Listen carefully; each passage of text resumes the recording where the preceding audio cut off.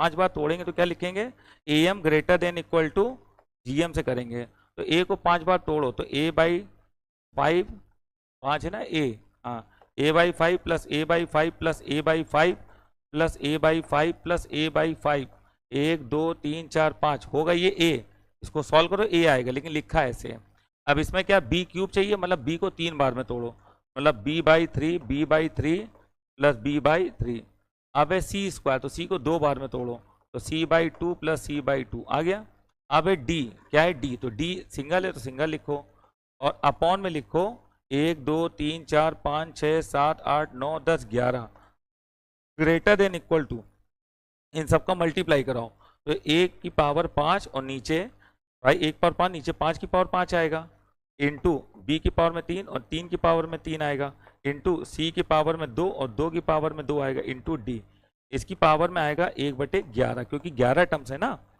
अब बेटा देखो ये पूरा लिखा तो वही है ना, ये A है, ये B है और ये C है और ये D, तो A plus B plus C plus D 11 है तो 11/11 1 हो जाएगा, तो यहाँ पर 1 आ जाएगा, और ये आ जाएगा A की पावर में 5 B³ C² D अपॉन 5 की पावर में 5 3 का क्यूब 2 का स्क्वायर होल पावर में 1/11।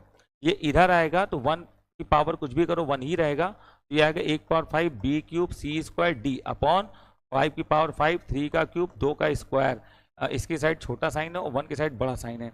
अब इसको इधर भेज दो, आराम से जा सकता है, A की पावर 5 B³ C² D, ये आ जाएगा 5 की पावर 5 3 का क्यूब 2 का स्क्वायर, करेक्ट है।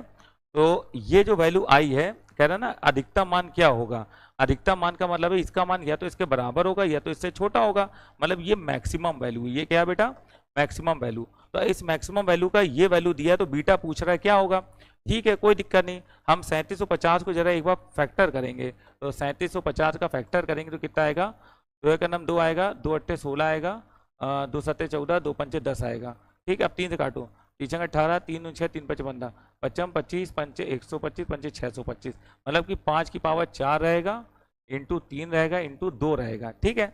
अब यहाँ 5 कितने बार है, यहाँ पर जो आंसर आया है उसमें 5 कितने बार है, 5 बार, और यहाँ 5 4 बार है, तो यहाँ पर 1 5 हमको एक्स्ट्रा लेना पड़ेगा, यहाँ 3 बार, यहाँ 3 1 बार है, तो 3 की पावर में 2 हमको लेना पड़ेगा, और यहाँ 2 बार है, यहाँ 2 कितने बार 1 बार, तो 1 2 हमको लेना पड़ेगा, तो ये है 3750, ये कितना है 3750, और ये है बीटा, समझ गए। तो बीटा क्या अपने पास 3 का स्क्वायर 9 और 9 दूनी 18 पंचे 90, तो बीटा कितना है 90, दैट मीन बीटा का वैल्यू कितना है 90 है। समझ में आई बात कि नहीं आई, value of the beta is 90। I hope आपको बात समझ में आ गई होगी, ठीक है। हाँ कोई भी दिक्कत हो आप एडमिन रूम में आकर हमसे और पूछ सकते हैं।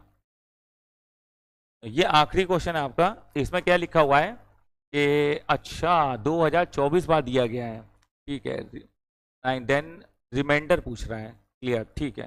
देखो बेटा एक चीज जरा समझो, जैसे हमने लिखा एडजॉइंट ऑफ ए का डिटरमिनेंट, तो एडजॉइंट ऑफ ए का डिटरमिनेंट होता है मॉड ए की पावर में n-1, ये होता है। अगर n3 है, मान लो n3 है, तो ये आ जाएगा मॉड ए की पावर में n-1, मतलब 2 आ गया। अब मान लो एडजॉइंट ए का होल मॉड लिखा हुआ है, ठीक है। तो ये जो है एडजॉइंट ऑफ एडजॉइंट ए, तो पहले इसको लिखोगे एडजॉइंट ऑफ ए की पावर में, क्योंकि अभी ये ए है तो एडजॉइंट ऑफ ए मॉड ए की पावर में n-1, फिर इसको भी लिखोगे तो ये आ जाएगा एडजॉइंट ऑफ ए का मतलब होगा मॉड ए का स्क्वायर। अच्छा ठीक है हम समझ गए। तो अगर हम यहाँ पर 2 बार एडजॉइंट है, अगर यहाँ पर 2 बार एडजॉइंट है तो मॉड ए स्क्वायर का स्क्वायर है, अगर 3 बार एडजॉइंट होगा तो मॉड ए स्क्वायर का क्यूब होगा। अच्छा ठीक है, तो हमें यहाँ से ये समझ में आ गया कि यहाँ पर 2024 बार है, तो हम n बराबर लिखेंगे मॉड ए के स्क्वायर की पावर में 2024, यही तो लिखेंगे। तो ये आ जाएगा मॉड ए की पावर में 4 दूनी 8, 2 दूनी 4 0, 2 दूनी 4, ठीक है, 4 दूनी 8 और 2 दूनी 4, ठीक है, 4 दूनी 8 2 4 40 48, सही है, ये आ गया। अब हमसे कह रहा है कि मॉड ए का वैल्यू 2 है, तो इसको हम लिख सकते हैं 2 की पावर में 40 48, इसको अगर 9 से डिवाइड करें तो 2 की पावर में 40 48 को अगर हम 9 से डिवाइड करें तो रिमाइंडर पूछ रहा है।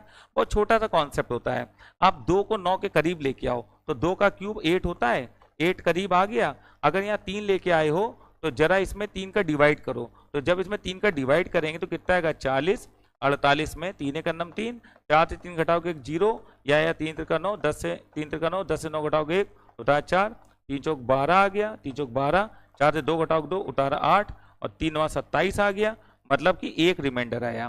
तो हम ये लिखेंगे 1349 है, तो हम ये लिखेंगे 2 का क्यूब की पावर में 1349, ठीक है, इंटू 2 की पावर में 1, ठीक है, इंटू 2 की पावर में 1, और नीचे कितना आएगा 9। अब बेटा एक बात बताओ, ये हो गया कितना 8, 9 का डिवाइड 8 में करोगे तो -1 रिमाइंडर आएगा, और -1 रिमाइंडर अगर आएगा तो उस -1 की पावर ऑड है तो बाहर माइनस आएगा, तो कुल मिला के हो गया माइनस का 2/7। जब कभी भी रिमाइंडर निगेटिव होता है, सॉरी 9 है, जब कभी भी रिमाइंडर निगेटिव होता है तो जिससे भाग करते हैं उसमें इसको ऐड कर देते हैं, तो फाइनल रिमाइंडर जो आएगा वो -2 + 9 मतलब +7 आएगा, ठीक है। तो इस क्वेश्चन का आंसर क्या आएगा +7। अगर आपको कोई भी दिक्कत हो इस सवाल में तो आप आकर हमसे थोड़ा पूछ लीजिएगा, क्योंकि थोड़ा सा इस मेथड को, इस क्वेश्चन करने में हमने मेथड थोड़ा दूसरा यूज करा है, ठीक है। तो अगर आपको कोई दिक्कत करे तो आप हमसे आकर पूछ सकते हो कि इसका रिमाइंडर 7 कैसे आया सर, ये मेथड कैसे हुआ, तो हम आपको समझा देंगे, ठीक है। फिलहाल क्वेश्चन के हिसाब से हम इतना ही बता सकते थे। आई होप आपको बात समझ में आ गई होगी। चलिए फिर नेक्स्ट क्लास में मिलते हैं, जब तक आप सभी बच्चे अपना ख्याल रखें और पढ़ते रहें।